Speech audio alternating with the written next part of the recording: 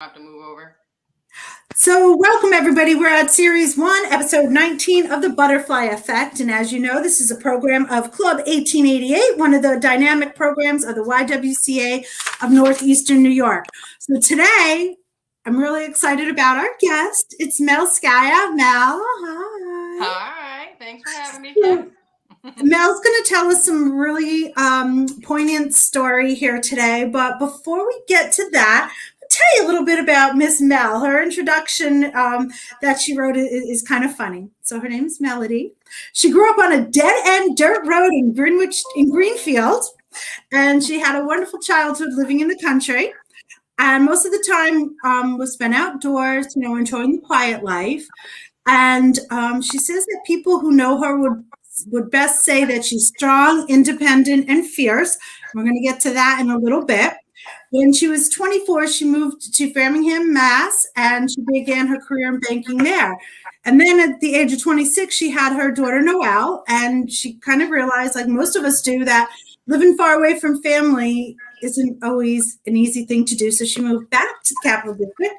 And ever since 1996, she's been working here at Saratoga National Bank. And I've had the pleasure of working with her for the past 4 years.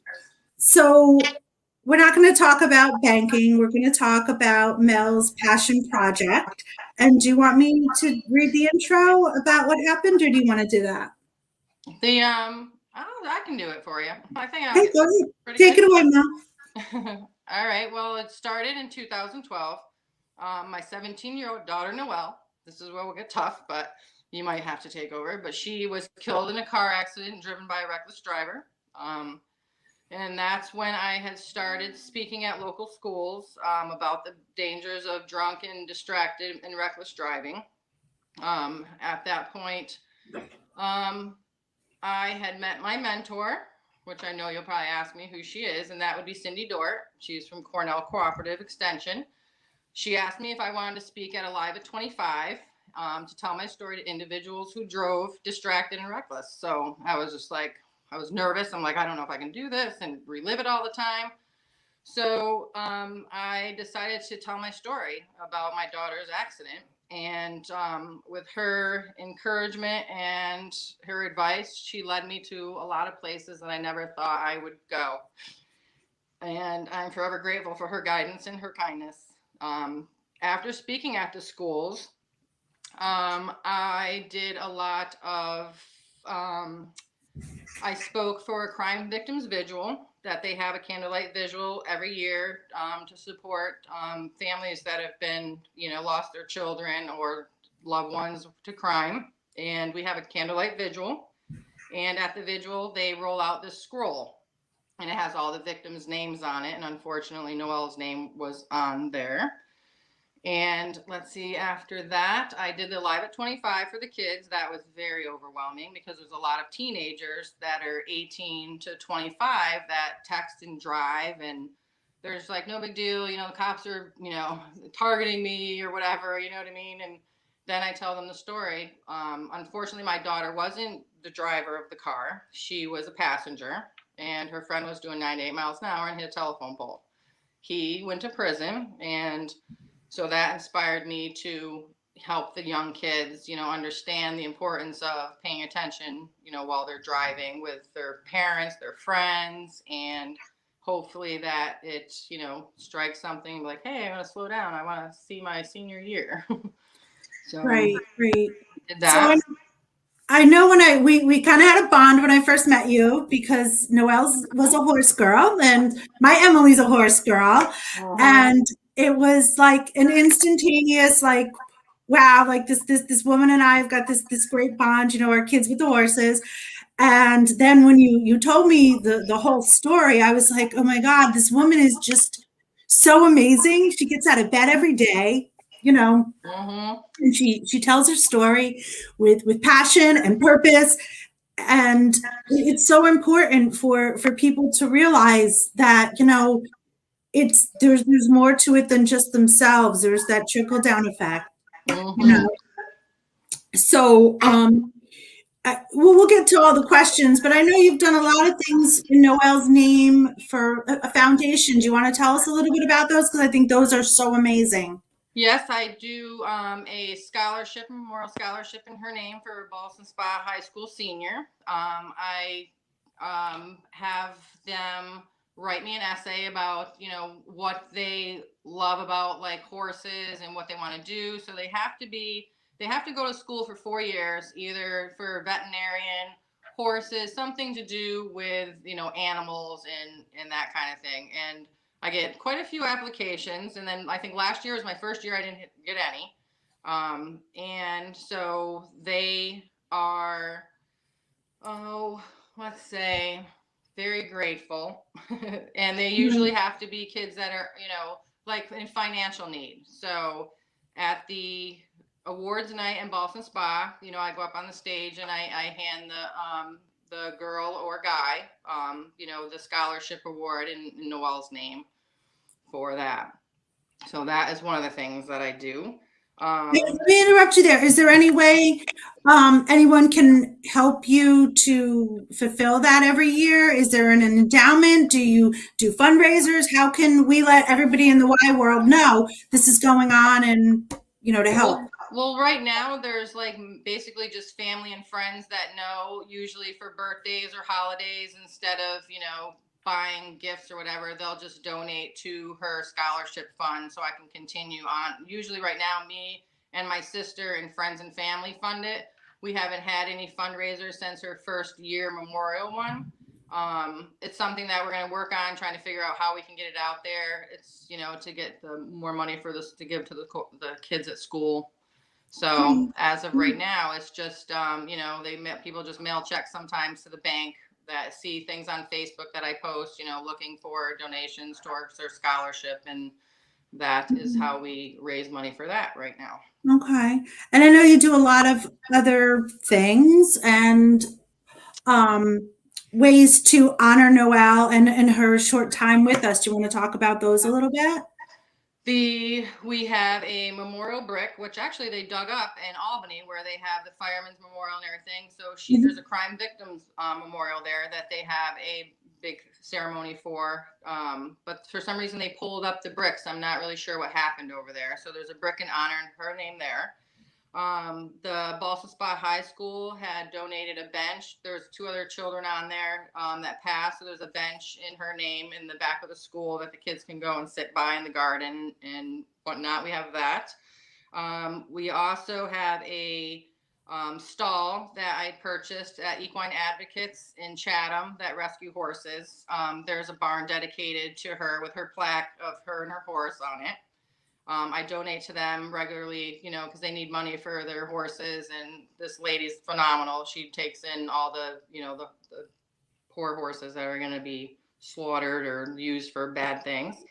And we also do a Broken Hearts Forever Life Sentence panels, which are, there's 5 panels of my daughter's whole life, starting, what she did growing up, the crash, and what I'm doing now to spread the word on reckless driving. And we set them up at all the schools that we speak at.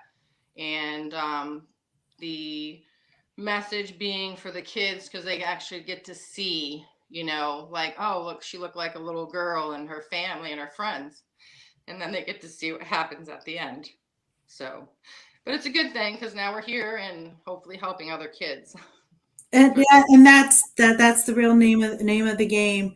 Yes, Um, it is. so let's just take it back a little bit and let's talk about Mel. Oh So I boy. mean, you know that I think you're absolutely amazing, and anybody What? who knows you knows that. The fun side and the sarcastic and Oh yes, all of those kids that. are So hell. the things that make us so unique and fun. Mm. So what advice would you give to your 21-year-old self if you Well, think I about was it? thinking about that. I would say, on the good note, to be more adventurous, which I kind of already was, so I probably should take it down a notch. But I would say don't take everything so seriously. And definitely don't hesitate to tell someone that you love them, because life is way too short to regret it at the end. Explore, travel, have fun, and be safe, and to listen to your parents. You Yeah. don't believe everything they say. And No. So I'm like, listen to your parents. Don't be jumping out windows and, running off with boys. And be a good girl. So my sister was Exactly. like, she's like, you can't say that. I'm like, yes, I can. Yeah, I can. I my can. 21-year-old self is be responsible and love everybody. Perfect. So what do you want what do you want the other ladies to know? Like what is like your one pearl of wisdom that you would want the rest of the ladies listening to I hear would about? say the most important thing is to reach out for support, which I didn't do. I was very um, by myself. It's like I didn't want the comfort of anyone. I want everybody just to, leave me alone. I'm going to grieve in my own private way or whatever. And the support, when I did finally reach out, it was great because you meet amazing people that you don't realize they're just like they help you heal, and you're like, okay, I'm not the only one, and I'm glad I met you. And that was probably the biggest thing to say to women is to reach out for the support and get the help, and don't be afraid, because there's definitely a lot of love in numbers. There is, there is. So another question we ask on a regular basis when we do these interviews is what makes you unique? What's a talent you have or what excites you? I would say, as far as being unique, my strength, um, my ability to see a lot of good in life, coping with the loss every single day. To get up in the morning is very hard sometimes. On some talented notes, I'm really good at Wii guitar. I do a lot of Wii stuff, so there's a talent there. Other than that, I like to make crafts. When I was younger, and my grandparents had an attic, and me and my sister, that's where we had to spend our time, which was great because that was one of those old houses, and they had the little cubby holes, and we'd be like hiding in there and everything. Well, I used to make spice braids. I don't know if you guys remember them back in the day. They were braids. You kind of hung them on your refrigerator, and they had like little cloves inside them for scent, and you put cinnamon sticks on there. So I made them up in my grandparents' attic. So all my family was like, "Oh, I want one for my kitchen," so they or whatever. So they give me like the color schemes, and I'd sit there for hours just making these braids and cutting out fabric, and so that was like my one of my crafty talents that I did when I was younger. And as far as other things that excite me, I love to be outdoors. I love to be on the water and just sitting there with whether it be with a book or music, and that is relaxing and calming, especially when you look up in the sky and you're just watching all the clouds go by and you think you see a shape, and everybody else looks at you and you're like, no, that does not look like that at all. Right, right. So yeah, so that's kind of like one of the fun things that I like to do. I love music, and even though I can't sing, I don't know, I got the name Melody for a reason, but I don't know what it was. So yeah, I'm like, why did they name me that? So I know why they named my sister Brandy, because I have a sister who named Brandy, and she was either going to be Ginger, which was my dad's ex-girlfriend, and my mother's like, no way. So she liked to drink brandy, so that's how she got her name. So speaking of names, how did you come up with the name Noelle? Oh, well, funny. That was like one of the questions that no one in an interview has ever asked me before. And it was, she was supposed to be born on Christmas Day. And so she was late, January 27th, she was C-section for me. And I was in Brigham and Women's Hospital. I was in Boston at the time. Interesting story, that day that she was born, they had some guy like shoot up a clinic. So they had a lockdown at the hospital. So I Oh was my like, oh, God. hooray for you, Noelle. You got a good, come into the world thing. But I was going to name her Holly, and his, Christmas baby, Christmas names. Well, unfortunately, I knew a girl that was named Holly that I wasn't fond of. So I'm like, nope, not going to be that. So then, listening to music, and the first Noel Christmas song came on. So I'm like, that's it. That's your name, Noelle. So that's how she got her name. And her middle name was after her grandmother. And So yeah, that's how she ended up so lucky. So she Right. liked it because she loved that book. Remember that little book that said Noelle with a little Christmas bulb on it? Mhm. It's probably pronounced Noel, but whatever. Right. And that was like one of her favorite books. So because she liked it, anytime she's heard the song, she's like, "That's my song. That's my name." Well, that's awesome. And there's a picture behind you I see of her and her Mhm. horsey. Yep, that was her and her favorite horse, Runner. Unfortunately, which is a weird thing, is Runner had passed away right shortly after her. Pretty much of a broken heart. No one ever figured out why, but it was yeah, it was like one of those fluky things. She took the dog, she took the horse. It was like they're all gone. She gave me the darn cat. That's what I got left. Rocco. Rocco the cat. He was a stray that she found on the porch. And Oh. she's like, I'm like, we are not keeping that cat. And next thing I know, my sister Brandy, she was like, I had a litter box and a cat living with me. And here it is, still here. So, oh yeah, those are the fun things. Yeah. So Go for it. no, you go ahead. Sorry. Oh no, I lost my train of thought. You're on. Oh, all right. So what's the best advice you ever received? That would be from my daughter also, and it involved us going horseback riding, which she's the horse lover, me not so much. So she made me get on this gigantic horse and trot through the woods, and we were going down like a steep hill. And my horse, they kept, you know how they like slip on the rocks, and I'm like, I'm going down, and my horse is like, keep it out of the woods, don't let him eat the grass, and I'm like trying to hold him back or whatever, and my daughter telling me just to hang on and don't let go if my horse takes off. So no I think matter that was what, probably the best advice that I had, and it came in handy this weekend. yeah, do you want to share that story? Oh yes, we did a bucket list and went horseback riding on the beach in New Hampshire, and it was cold and windy. I looked like I was dressed up to, rob a bank. That's not Ah. So yeah, so we're riding along, and my horse apparently just wanted to run, and I'm like, I know it was her. She's probably like, yeah, make her fall off her horse. So I broke 2 fingernails off. Thanks you very much. And apparently, I didn't know, like, when you squeeze the horse's body, that he wants to run, and I wanted him to stop. So I'm squeezing him and pulling the reins at the same time, and he just wanted to, like, whew, take off. So in my head, I kept saying, all right, just hang on, don't let go. There you go. I stayed on my horse. There you go. Because falling off in that water would not have been a good thing. Yeah, no, I left that up to my girlfriend. She took the header. There you go. Yeah, So it's fat gotta be lip there, one. poor girl. It's like, oh no.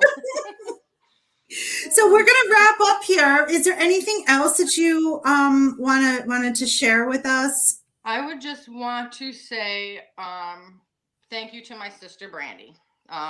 She is my inspiration. She made a huge difference in my life, and if it wasn't for her, I wouldn't be doing this speech. She's helped me with a lot of it. She's just very caring and selfless, and she's my best friend, and I couldn't do this without her. So I thank her, and I thank you for having me. Of course. And this has been wonderful, and I just hope that people are aware and go home and hug their kids, and let them know that it's that we love them, and make sure you tell them that every day. Well, I want to thank you, Mel. I know living this through these speeches and talking to people takes a real lot out of you, but just what you're giving out there and giving to people is such an important message, and I'm sure it's made a difference, and you'll probably never hear about it, but I'm sure your messages have made a difference somewhere. I thank you. I appreciate it. Right. Well, I thank you for doing this with us. Well, I thank you. I had fun, and this was great. And I love seeing you on the camera. I don't get to see you. I only get to hear your voice. I know. So with that, we're going to wrap this up today, folks. You can there'll be messages. People can write messages in the text. So there might be some people asking some questions. So we'll keep an eye out for that, Mel. Sure, and with that, we're done. And love you, thank sister. You. Love you. Bye. Nice to meet y'all.